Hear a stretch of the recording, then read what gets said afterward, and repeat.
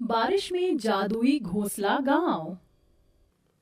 अरे हाँ हाँ, हम भी गैया बछिया चल रहा हूँ तुमको चराने। अरे तनिक रुको तो। सीता, रोटी बन गई तो ले आओ। जी लाई। बोलते हुए झोपड़ी में से चंदू की नई नवेली दुल्हन रोटी बांध कर देती है। जी ये लो, एक भी तरकारी नहीं थी इसलिए अचार रोटी रख दिए हैं, खा लेना। अच्छा, मैं जाता हूँ। इतना बोलकर चंदू अपनी गाय हाँकता हुआ मैदान में उन्हें चराने ले आता है, जहाँ गरीब प्रकाश और उसकी पत्नी सुभद्रा कड़ी धूप में हल चला रहे थे। जय राम जी की प्रकाश भैया, कैसा चल रहा है खेती का? अरे बस बरसात होने की बाट जो रहे हैं चंदू। खेत की मिट्टी भीगे तभी तो बीज बोएंगे ना।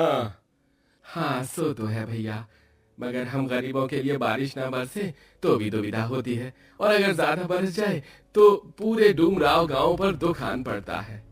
ये कहते हुए गरीब ग्वाले चंदू के शब्दों में एक दुख था, क्योंकि डुमराव गांव के लोग आज भी कच्ची फूसों की झोपड़ियों में जिंदगी काटने को मजबूर थे। गांव का आधा तबका खेतीबाड़ी करके गुजर बसर करता था, तो वहीं बाकी का आधा गांव गौ पालन करके दूध बेचकर पेट पालता था। सर्दी गर्मी का मौसम तो किसी तरह बीत जाता, लेकिन बरसात का मौसम हर साल ही किसी न किसी का घर तबाह कर देती थी। चल चल चल चल चल चल चल।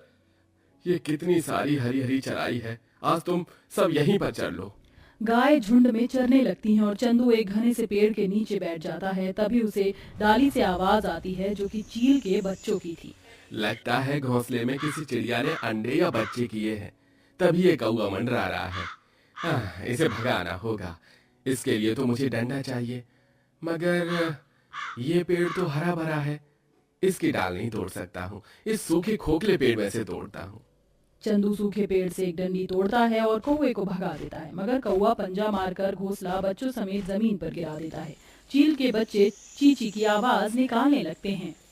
अरे नहीं, उस कौवे ने इन बेचारे चील के बच्चों का घोंसला ही तोड़ दिया।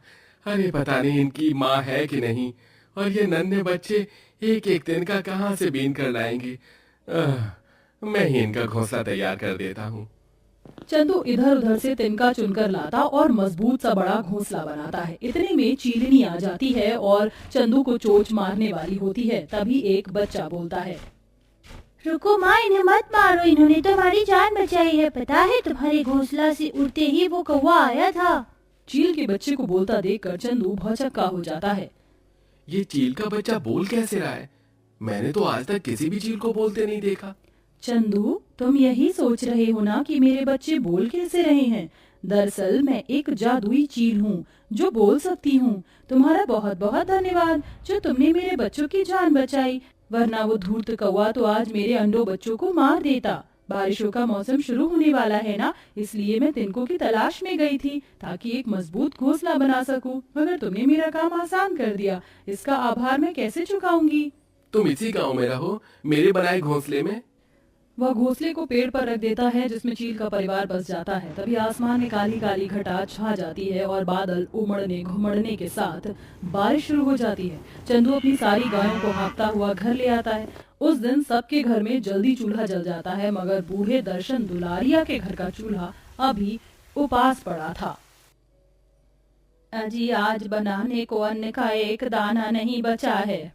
शायद भगवान ने आज हम बूढ़े बुढ़िया के भाग्य में रोटी लिखी है। नमक पानी पीकर सो जाएंगे। तभी कोई दरवाजा खटखटाता है, जहाँ सुभद्रा और प्रकाश खड़े थे। ऐसे कैसे भूखे सोएंगे आप काका काकी? रोटी लाई हूँ, खा लो आप दोनों। जुग जुग जी सुभद्रा, भगवान तेरा घर आबाद रखे। पूरा गांव बरसात की उस रात में रूखा सूखा खाकर सो जाता है, मगर रात भर भारी मात्रा में मानसूनी बरसात होती है, जिससे डुमराव नदी का पानी उफान पर आ जाता है और पूरे के पूरे गांव में बाढ़ आ जाती है। सबकी झोपड़ियां तिनकों के जैसे टूट जाती हैं। इधर बारिश के कहर में जंगल के पंछी भी कोलाहल मचा रहे थे। गांव के निवासी अपना बचा कुचा सामान बांधने लगते हैं। तभी बिरजू अपनी बैलगाड़ी लाता है। अरे जल्दी करो, सबके सब अपनी अपनी जान बचाओ और भागो यहाँ से। अरे जल्दी जल्दी सब बैलगाड़ी में चढ़ जाओ, थोड़ी देर में पूरा का पूरा डुमराव गांव बारिश में डूबने वाला है। अरे सुभद्रा, छोड़ दे सामान, जान सलामत रहेगी तो लाखों पाएंगे। दुख के मन से सुभद्रा अपने घर को निहारते हुए बैलगाड़ी में बैठ जाती और बाकी के लोग सर पर सामान रखे पैदल पैदल चल रहे थे। पूरा गांव सूखे स्थान की तरफ बढ़ रहा था, मगर चंदू की जान अभी भी उस चील के घोंसले में अटकी हुई थी। अजी तुम कहाँ जा रहे हो? गांव वाले भी जा रहे, चलो जल्दी, पानी बढ़ रहा है। नहीं सीता, तुम सबके साथ जाओ, मैं आता हूँ। बरसात में भीगता भागता हुआ चंदू जंगल में आता है, जहाँ चील के घोंसले में पानी भरा देखता है। चील और उसके बच्चे थर थर कांप रहे थे। वहीं घोंसला लेकर जंगल से निकलता है। बाढ़ का पानी उसके गले तक आ चुका था। वह एक हाथ को ऊंचे पर ताने हुए आगे बढ़ता है। आंधी तूफान काफी तेज था। थोड़ी देर में वह सूखे स्थान पर पहुंच जाता है, जहाँ पूरा गाँव इकट्ठा था। तभी मुखिया जी उसे कोसने लगते हैं। अरे क्यों नहीं चंदू, तू बावला है क्या? इन चील के लिए अपनी जान मुसीबत में डाल दिया था। पता है ना ये पानी जितना जरूरी है, अगर बाढ़ का रूप ले ली तो किसी को नहीं देखती। जानता हूँ काका, लेकिन हम सबका तो घर उजड़ ही गया इस बारिश के कहर में। कम से कम इन पंछियों का परिवार तो सलामत रहे। लगातार कई दिन तक, कई रात तक बरसात होने के चलते पूरा डुबराव गांव दलदल बन चुका था। सबके चेहरे भूख से कुमलाए हुए थे और उनके पास खाना पानी कुछ नहीं था। सब बारिश थमने के लिए इंद्र देवता से विनती करने लगे। अरे इंद्र देवता कृपा करो प्रभु, अरे आप ही इस तूफान को टाल सकते हो। दुख में पड़ा पूरा गांव बहुत आंसू बहाते हैं। कहते हैं जो कोई भी आंसुओं के साथ बोलता है वह जय जयकार के साथ काटता है। लगभग सवेरा होने के बाद बारिश रुक जाती है और धीरे धीरे गांव का पानी घटने लगता है। जमीन दिखाई देने लगती है। पूरा गांव खेती बाड़ी सब कुछ बर्बाद अवस्था में बदल चुका था। सभी किसान वर्गों के आंखों में आंसू था। हे भगवान, इस बारिश ने हमारे गांव की क्या दशा कर दी। अरे हमारे खेत खलिहान सब तबाह हो गया। न खेती के लिए उपजाऊ जमीन बची है, ना ही रहने के लिए घर। हाय हाय हाय, अब तो हम भूखे मर जाएंगे। कौन देगा हमको पनाह? कम से कम खेती बाड़ी करके 2 टाइम के खाने का इंतजाम तो कर ही लेते थे। अरे ओ चंदू, हमारा ठिकाना तो बचा नहीं। कम से कम इन चील के घोंसलों को पेड़ पर रख दे। आप सब ऐसे दुखी और निराश मत होइए। हमको तो इन पक्षी से सीखना चाहिए। जब तूफान में इनका घोंसला बार बार टूट जाता है, फिर भी अपनी नन्ही सी चोंच में जगह जगह से तिनका चुनकर लाते हैं और अपना घोंसला बनाते हैं। तो क्या हम अपना घर नहीं बना सकते? भगवान ने हमें तो हाथ पैर दोनों दिए हैं। अरे पर कैसे बनाएंगे घर इस बरसात में? सूखी भूस भी कहाँ मिलेगी? अरे अब तो ईश्वर ही कोई चमत्कार कर सकता है। तभी चील घोंसले में से उड़कर एक पेड़ की डाली पर जाकर बैठ जाती है और जैसे ही चोंच पड़ती है तो वह जादुई घोंसला घर में बदल जाता है, जो काफी विशाल बड़ा था। जादुई घोंसला घर को देखकर पूरा का पूरा गांव उम्मीद से भर जाता है। हे प्रभु, ये कैसा चमत्कार है, इतना बड़ा घोंसला घर। अरे इस चील ने ये किसके रहने के लिए बनाया है? मैंने ये घोंसला घर आप सब गांव के निवासियों के लिए बनाया है। आज से आप इसमें आराम से और सुविधा से रह सकते हैं।